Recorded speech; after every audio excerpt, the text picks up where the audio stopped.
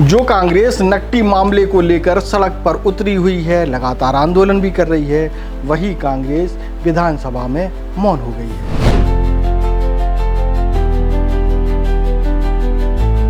आज मानसून सत्र के पहले दिन नकटी के नाम पर कांग्रेसियों के मुंह से ना भी नहीं निकला। इससे ऐसा लगता है कि कांग्रेस भी जो है दो गुटों में बटी हुई है। हालांकि जो सड़क पर उतरने वाले कांग्रेसी हैं उनमें कोई विधायक नहीं है, पूर्व विधायक भले ही एक हैं, लेकिन विधानसभा में कुछ अलग ही नजारा देखने को मिला। हाट गेन बाजार गेन आओ गेन अयोध्या अधन है तुम्हार बाबा हो, हमन ले दे के चंदा दे रहे तेरा लेके आरएसएस के बड़का पंडा। आज विधानसभा में प्रश्नकाल का आधे से ज्यादा समय तीजन बाई, जो कि एक छत्तीसगढ़ की शान है, पूरे देश की शान है, उनको श्रद्धांजलि देने में व्यतीत हो गया। लेकिन बचे समय में भी जो कुछ हुआ उसमें नकटी की कोई चर्चा नहीं हुई। एक सेकंड में क्या पूछोगे? उम्मीद की जा रही थी कि विधानसभा में कांग्रेस नकटी को लेकर के बवाल कर सकती है, लेकिन ऐसा कुछ नहीं हुआ। आखिर आज विधानसभा में क्या हुआ, कांग्रेस को लेकर के क्या सोचा जा रहा था और कांग्रेस सड़क पर क्या कर रही है, इन दोनों चीज़ों में जो है काफ़ी कुछ अंतर है और वही अंतर हम आज आपको इस खबर में बताएंगे। स्पर्श मल्टी स्पेशलिटी हॉस्पिटल अब गैस्ट्रोएंटेरोलॉजी की सुविधा के साथ आपकी सेवा में, साथ ही दे रहा है एम्बुलेंस के लिए टोल फ्री नंबर की सुविधा 180030091616। स्पर्श मल्टी स्पेशलिटी हॉस्पिटल, एक एहसास अपनेपन का। नमस्कार, मैं हूं मयंक चतुर्वेदी और आप तीरंदाज देख रहे हैं। छत्तीसगढ़ में इन दिनों सबसे बड़ा मामला और सबसे चर्चित मामला नकटी गांव का है। जैसा कि आपको मालूम है कि नकटी गांव से तमाम करीब 80 से ज़्यादा घरों को तोड़ दिया गया, जमींदोज कर दिया गया। प्रशासन और शासन का आरोप है कि अतिक्रमण था। ग्रामीणों का कहना है कि पुरखों की ज़मीन पर वो बसे हुए थे और सरकार ने भी तमाम तरह की सुविधाएं जैसे कि प्रधानमंत्री आवास, नल जल योजना का लाभ, पानी की टंकी और भी कई निर्माण कार्य जो है सरकार ने कराए थे। दोनों में विवाद चल रहा है। इस बात को लेकर के कांग्रेस जो है लगातार नकटी वालों के समर्थन में सड़क पर दिखाई दे रही है। पिछले दिनों जो है कलेक्ट्रेट के सामने भी कांग्रेसियों ने नकटी लोग के ग्रामीणों के साथ मिलकर के प्रदर्शन किया। वो ओपी चौधरी, मंत्री ओपी चौधरी के घर के बाहर भी जो है बवाल करते हुए नजर आए। इसमें पूर्व विधायक जो है विकास उपाध्याय भी शामिल रहे और इन सब चीज़ों को देखते हुए ऐसा लग रहा था, बहुत सारी जगह चर्चा ये भी थी कि विधानसभा का जब मानसून सत्र शुरू होगा तब नकटी को लेकर कांग्रेस जो है विधानसभा में बड़ा बवाल कर सकती है। लेकिन आज यानी कि 13 जुलाई को जब मानसून सत्र का पहला दिन था तो कांग्रेस ने नकटी के नाम पर कोई चर्चा नहीं की। हालांकि प्रश्नकाल का जो समय है, उस हम प्रश्नकाल की बात कर रहे हैं, प्रश्नकाल का जो समय है उसकी शुरुआत जो है एक तंज से ज़रूर हुई, जिसमें एक तंज कसा गया कि राम मंदिर में जो चंदा चोरी का मामला है उसको लेकर के एक तंज सुनाई दिया। उसके बाद जो है अध्यक्ष जी ने, विधानसभा अध्यक्ष ने, जो तीजन बाई जी हैं जो कि छत्तीसगढ़ और पूरे देश की शान हैं, उनके निधन पर एक श्रद्धांजलि अर्पित की गई। इसके बाद करीब 15-20 मिनट का समय बचा हुआ था। जब इस 15-20 मिनट का समय में कुछ और सवाल तो पूछे गए लेकिन नकटी की कोई चर्चा नहीं हुई। बचे हुए समय में क्या कुछ हुआ वो हम आपको सुनवाते हैं कि किस तरीके से गैर मुद्दों पर, जो वो भी जनहित के मुद्दे हैं हालांकि, उन पर चर्चा हुई। लेकिन ख़ास तौर पर कांग्रेस को लेकर के जो उम्मीद की जा रही थी कि वो नकटी को लेकर के बवाल कर सकती है, ऐसा कुछ भी सदन में दिखाई नहीं दिया। दिखाते हैं कि बचे हुए समय में विधानसभा में आज क्या हुआ प्रश्नकाल में। प्रश्नकाल क्रमांक 1, सुश्री लता उसेंडी जी।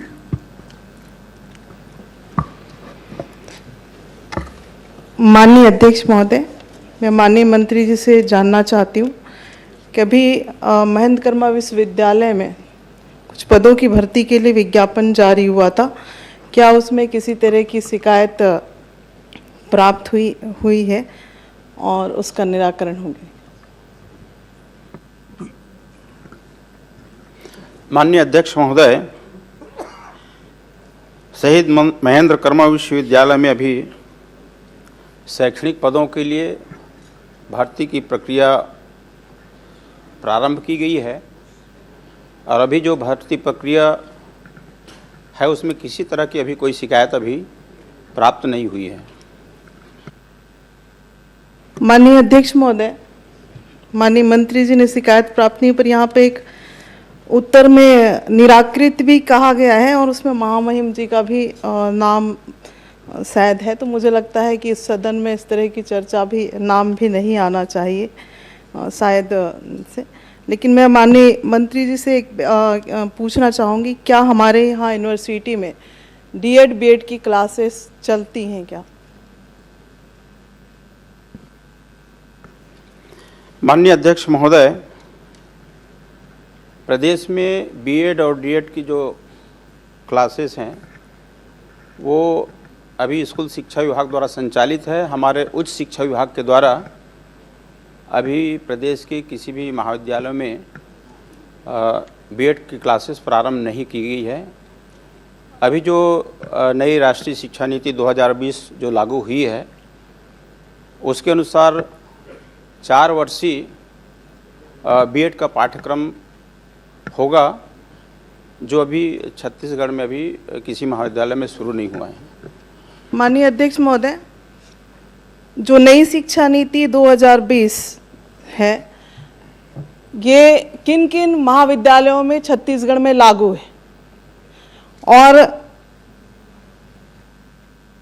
आईटीपी के कोर्स प्रदेश में कहाँ कहाँ पे संचालित हैं?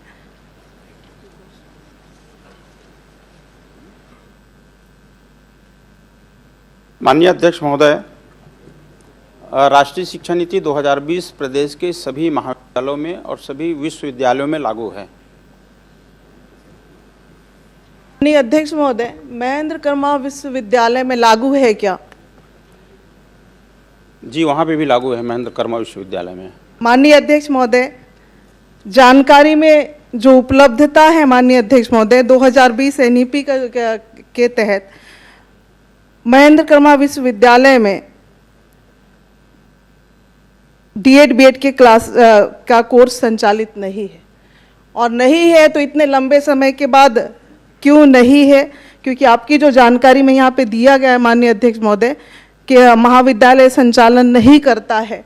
जब आप बता रहे हैं कि महाविद्यालय संचालित नहीं करता है तो मुझे लगता है कि कोर्स भी संचालित नहीं है। दूसरा बात यह है कि अब जब आप को मेरू विश्वविद्यालय की उपाधि आप हमारे महेंद्र कर्मा विश्वविद्यालय को मिला तो आईआईएम और आईआईटी के साथ एमओयू की बात भी की गई थी, और अगर क्या किया गया है या नहीं किया गया है? माननीय अध्यक्ष महोदय, महेंद्र कर्मा विश्वविद्यालय हमारे प्रदेश का एक महत्वपूर्ण विश्वविद्यालय है और यहाँ पे मेरू विश्वविद्यालय घोषित है और यहाँ पे बहुआयामी विषय शिक्षा शोध संस्थान के रूप में इनको केंद्र सरकार से मान्यता मिली है, केंद्र सरकार के द्वारा घोषित किया गया है। अभी वर्तमान में यहाँ की आवश्यकता को देखते हुए जिनका यहाँ पे माननीय विधायक ने प्रश्न भी लगाया है, यहाँ पे एक सांख्यिकी एक नया विभाग खोल रहे हैं और आईआईटी और आईआईएम जो है इनके साथ हमारे यूनिवर्सिटी का एमओयू हुआ है। माननीय अध्यक्ष महोदय, शैक्षणिक और अशैक्षणिक पदों की जो जानकारी माननीय मंत्री जी ने दिया है, जिसमें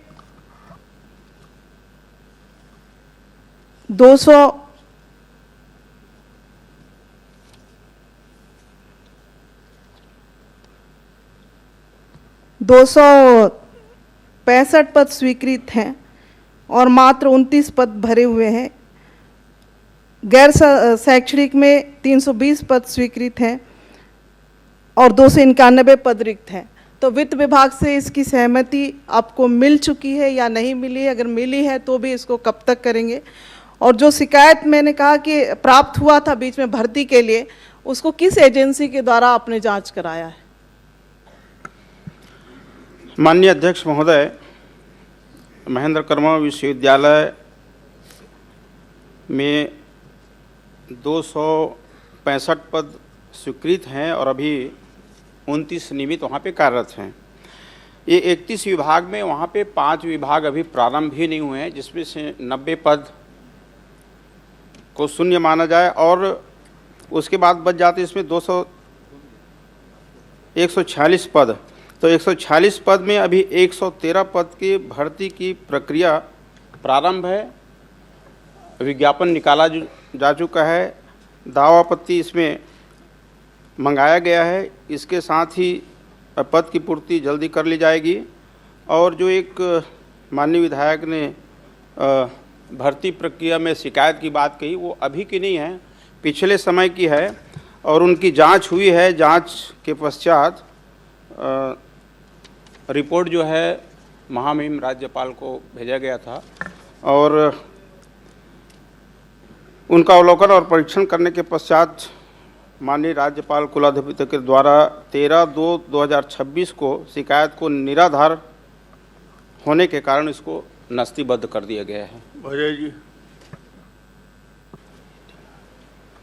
माननीय अध्यक्ष महोदय, लता जी ने एक अच्छा विषय उठाया है, लेकिन एक माननीय मंत्री जी से मैं एक बात जानना चाहूँगा कि प्रदेश में जितने बीएड कॉलेज हैं 2 वर्षीय हैं, आपने बताया, तो एनसीटी इससे पहले मान्यता मिलती थी 2 वर्षीय की, तो जितने बीएड कॉलेज हैं उसको आज की तारीख में आईटीईपी में बहुउद्देशीय जो शिक्षण संस्थान है उसमें परिवर्तित करने के लिए आप क्या कदम उठा रहे हैं कि आप 2 वर्षीय बीएड ही चलाएंगे? एक दूसरा, कोंडा गांव के लिए जो आवेदन आपको प्राप्त हुए हैं वो 2 वर्षीय खोलने जा रहे हैं कि 4 वर्षीय खोलने जा रहे हैं?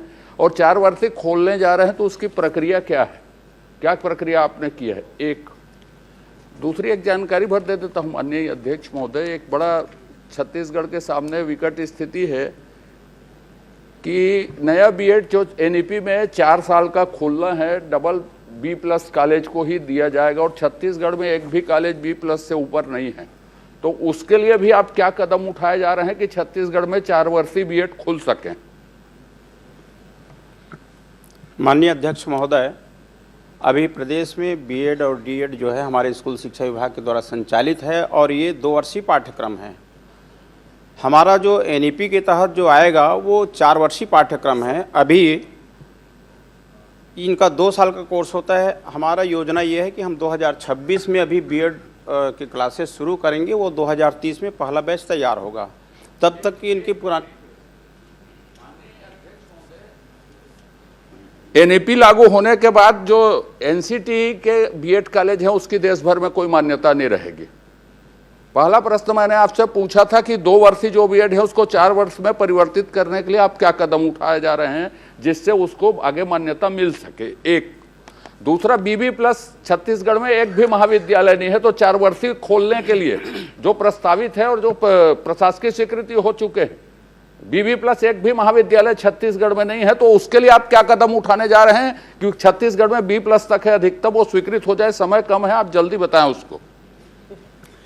माननीय अध्यक्ष महोदय,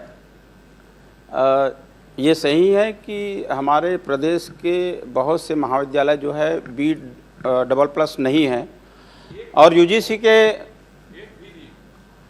है 13 महाविद्यालय हैं जहाँ पे संभावना है बीएड कॉलेज खोलने की। तो यूजीसी का नियम अलग है, यूजीसी से हट के समकक्ष हमारे यहाँ बीएड कॉलेज हम कैसे प्रारंभ करें, उसका मापदंड कैसा हो, इसके लिए टास्क फोर्स का गठन किए हैं। और ये टास्क फोर्स जो है हमारे प्रदेश के जो संसाधन हैं, जो भौतिक यहाँ पे संरचना है, उसके हिसाब से जवाब पूरा हो गया। जनक। माननीय अध्यक्ष महोदय, मैंने जो प्रश्न किया है, करिए, जल्दी जवाब लीजिए। मैंने जो प्रश्न किया उसका जवाब माननीय मंत्री जी से आ गया है। मैं एक प्रश्न और पूछना चाहूँगा कि छत्तीसगढ़ राजपत्र में पंचायत उपबंध के अंतर्गत बिंदु क्रमांक 35(1) के तहत आने वाला जो समय में 2027-28 में जो बंदोबस्त होगा उसमें पटवारी और बेटघाट गांव की सीमा के जो भीतर राजस्व और वन अभिलेख है उसका B1 खसरा उपलब्ध कराएंगे क्या? माननीय अध्यक्ष महोदय,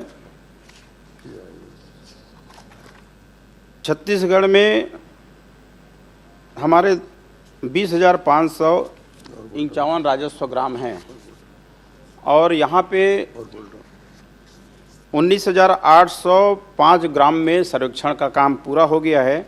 माननीय अध्यक्ष महोदय, आ रहा हूँ, वही बताऊंगा मैं आपको। समय खत्म हो माननीय जाएगा। अध्यक्ष महोदय, जहाँ पे बंदोबस्त की बात कर रहे हैं, सर्वे की बात कर रहे हैं, इनका सर्वेक्षण एक टीम के माध्यम से होता है और हम इसके लिए हमको सरकार से सर्वेक्षण कार्य के लिए उसमें प्रावधान होते हैं, वित्तीय बजट मिलता है। वन भूमि पर पट्टा और सार्वजनिक पट्टा, ये जो है सर्वेक्षण के बाद कि कौन सा जमीन राजस्व में आ रहा है, कौन सा वन भूमि में आ रहा है, सर्वेक्षण के बाद वो क्लियर होगा।